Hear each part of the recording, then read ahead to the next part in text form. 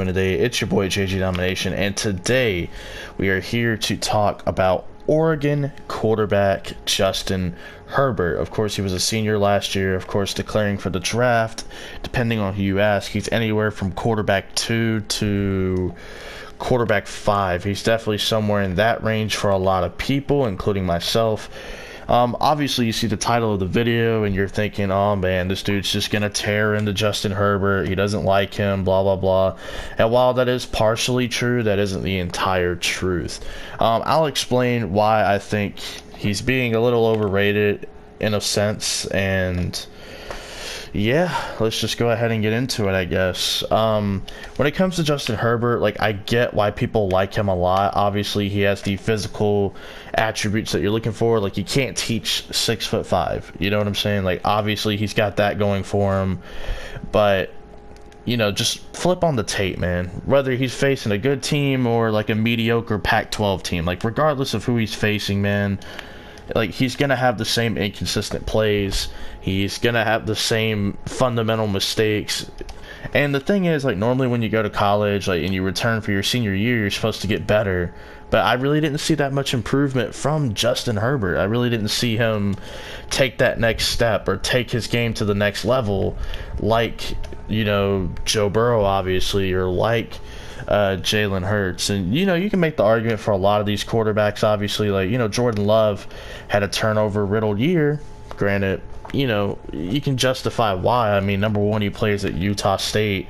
Number two, like, most of their team, including the offensive staff, definitely like changed up completely. But for Herbert, everything was pretty much the same, like, and he came back and he just did not improve that much as a passer. But he has a good arm, he's mobile, and of course he's got the size going for him. He's 6'5", closer to 6'6". So obviously he's got that going for him. People are going to like Justin Herbert because of that. But his cons, I guess you can say, is lack of consistency and mechanics. And we know for sure one of those things are fixable, and that is mechanics. I mean, you look at Lamar Jackson, Patrick Mahomes, hell, even Aaron Rodgers. Like, these guys did not have the best mechanics in the world when it came to being a quarterback, but over time that stuff got better. Lamar still has a little bit of a ways to go. He's definitely done a much better job when it comes to his mechanics. Mahomes as well. Hell, even Phillip Rivers is like one of the most unorthodox quarterbacks ever when it comes to his mechanics, and yet he's able to make it work. So he definitely has to fix his mechanics. Like, you look at his footwork in the pocket, especially on certain plays, like when the pressure gets there, he kind of throws his deep shot when he's not really going deep. He throws his fastball when he doesn't need to. It's like he doesn't know when to throw his fastball, when to loft it, when to kind of put it in a certain area and stuff like that. I feel like sometimes the pressure does get to him, but then you see other plays where, like, he does have people in his face and he floats a beautiful 40-yard pass. Like, I think a good example of where you'll see the good and the bad and the ugly will be his game against Arizona State this past year, where he does have a lot of good moments, man, and but he also has a lot of bad moments. Like, he throws a silly interception, and he's kind of a one-read quarterback in that sense as well. Like, if you really like dissect it, like, if the first read typically isn't there, it's not that he doesn't know what to do, but sometimes it's like he doesn't assess the entire field. It's like he'll kind of look at one area of the field and that's it. Like, when he missed the running back in the flat, or when he misses his tight end down the seam, or when he just can't throw that out route. Like, there are moments where you watch and you're like, dude, what are you even looking at? How were you not able to process that? And I think it's very frustrating. And I know Oregon's offense isn't like the best offense in the world. They do run a lot of screen passes and stuff like that, but I mean, come on, man. A lot of college offenses are gimmicky. Like, I don't want to hear it. If you're trying to make this guy like a top 3 quarterback prospect, like everyone seems to have him as, then he needs to be system proof. I don't want to hear about the struggles of playing in Oregon's offense, because Oregon has a talented offense. I don't want to hear about the struggles of that, because with Jordan Love, people will bash a guy like Jordan Love for all of his interceptions and not be aware of his situation. So if you're going to do that, You know, if you're gonna bash Jordan Love, you gotta bash Justin Herbert as well. And if you're not, then give them a little bit of slack. Like, I'll give Herbert a little bit of slack, but he played on a much better, much talented team, and I can argue Jordan Love at least was willing to put it all out there for his team. Whereas Herbert, you know, it's like he's a little gun shy. It's like he doesn't trust himself at times. And that's the crazy thing, because again, on film, you see him make all these crazy throws and all of these big-time throws, and you hear the commentators, that's an NFL quality throw, that's an NFL throw right there, you know, gassing him up or whatever. And it's true, he does make a lot of great plays, but he also, like, doesn't make a lot of the plays. Like, you know, 3rd and 10, you know, like in 3rd and 10, you got to make that throw, you got to make that play. You know, 2-minute drive, you know, you got to not get flustered, you got to, like, know what you're doing. You have to be able to control the environment around you, or help control the environment around you. You can't fold, you can't panic in that situation, and we see moments where he does. Now, recency bias, because he had a really good game in the Rose Bowl against Wisconsin, you started to see more of that mobility.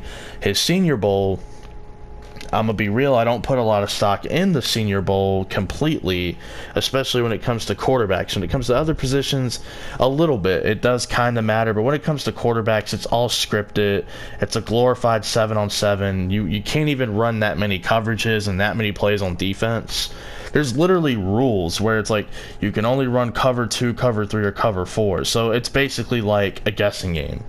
You have to guess between 3 defenses. You can't blitz, you can't do stunts. Everything is straight up at the Senior Bowl. So it's a glorified 7-on-7. Like, I don't care. I would hope in a scripted environment you would be good. You know, like, I kind of don't care. You know, the Pro Bowl, or not the Pro Bowl, what's it called? The Combine, aka the NFL Olympics. You know, like, I don't care about that either. Wow, he can throw in a dome without shoulder pads, with nobody running after him, throwing to another wide receiver wearing tights. Wow, impressive. I can do that too. Like, I'm sure you guys watching can do that too. Like, am I supposed to be impressed?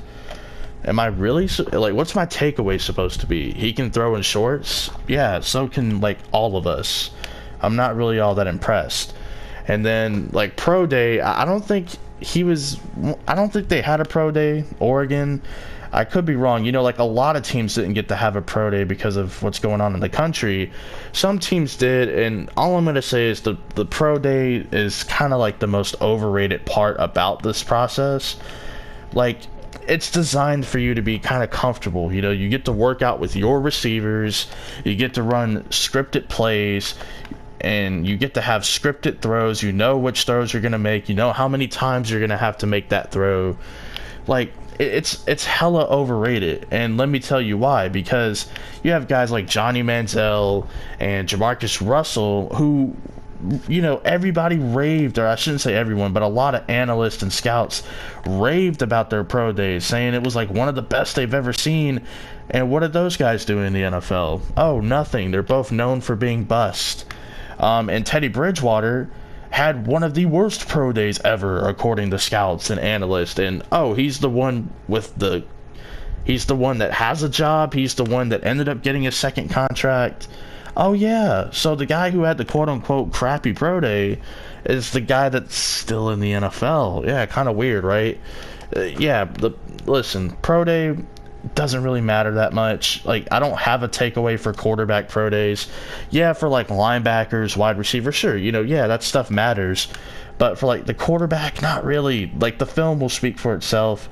And I think in that instance, you know, it will, for Justin Herbert especially. Like, his film is all over the place. He's inconsistent. His mechanics do need some work, but I do believe at the next level that kind of stuff will get fixed. Mechanics, you know, and I think he'll be able to process better at the next level. That's going to come with coaching. But when it comes to consistency, listen, you can put him in the situation. You can put all the talent in the world around him. That's something he's going to have to do on his own. When it comes to that, like 3rd and 10, you can put all the pieces around him. You can script the play perfectly. That is something he's going to have to do. That's out of coach's control. He can fix the mechanics. He can help you process the information quicker when you're in game.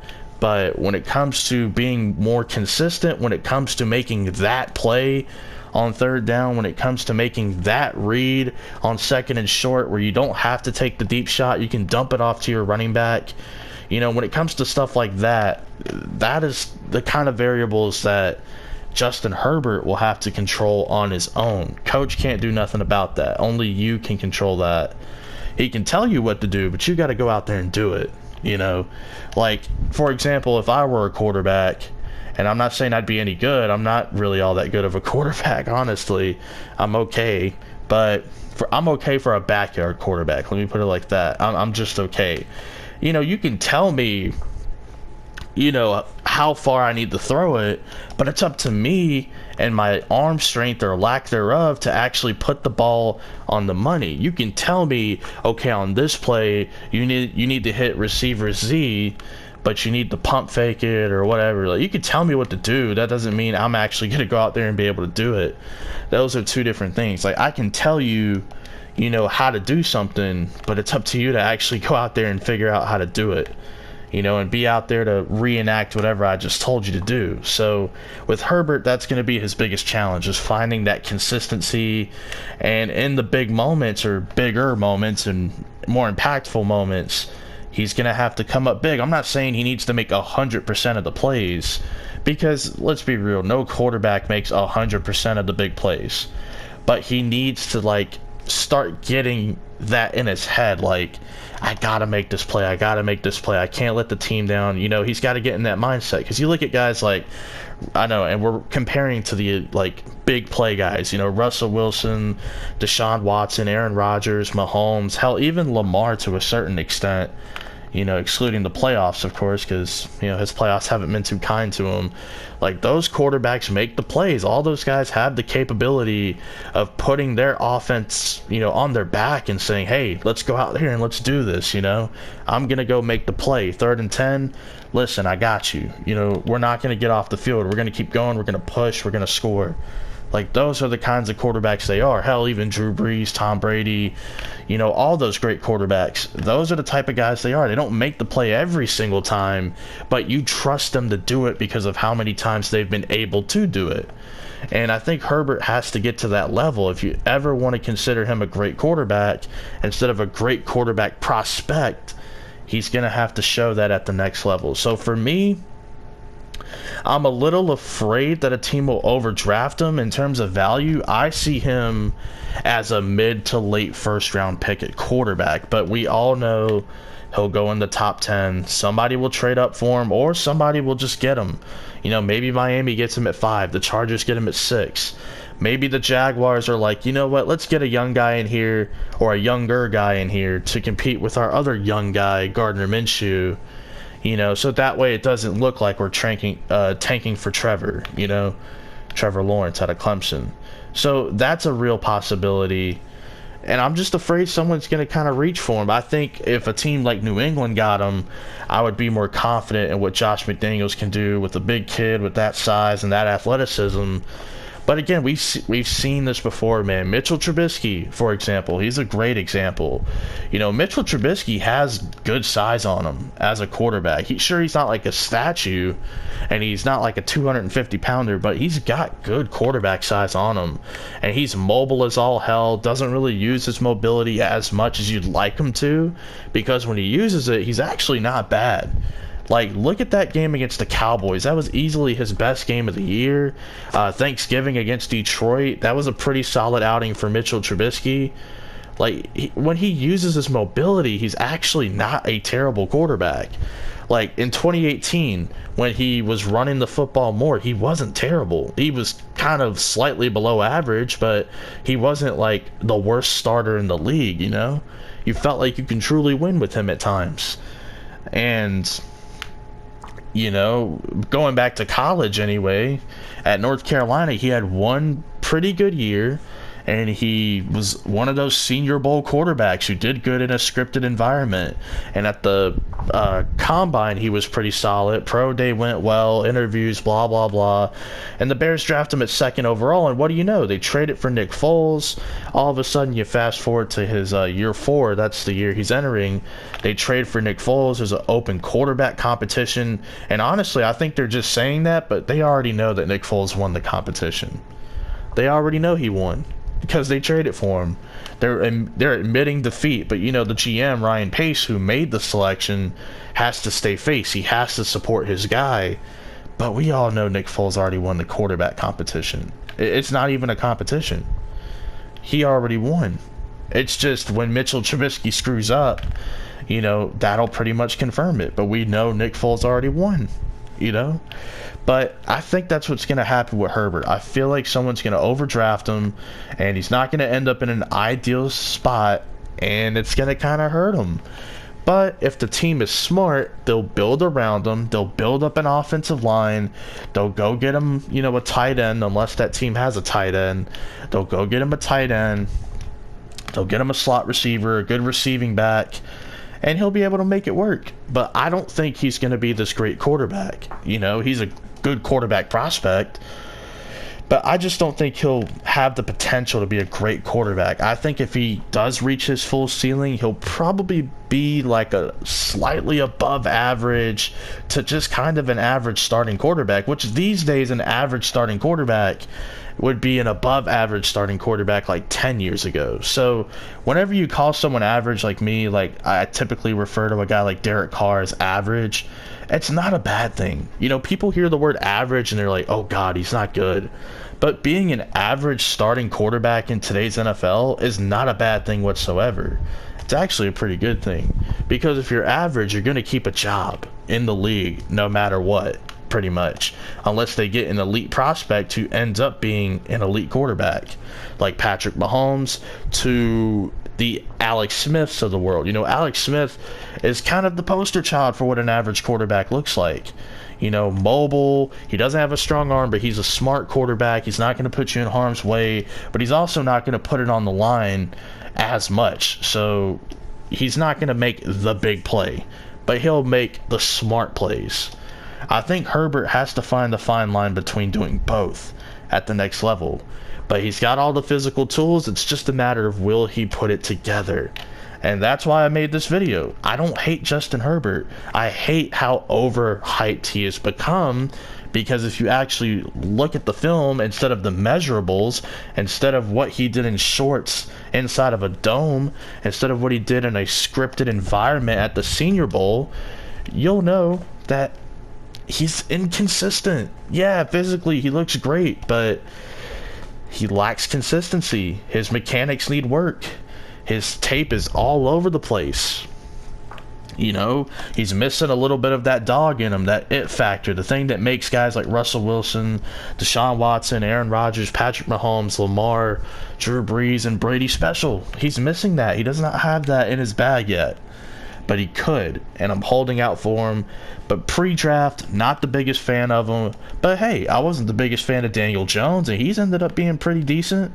You know, he's had some good games this year. I've given him a ton of props on the stuff that he's done in the weekly recaps.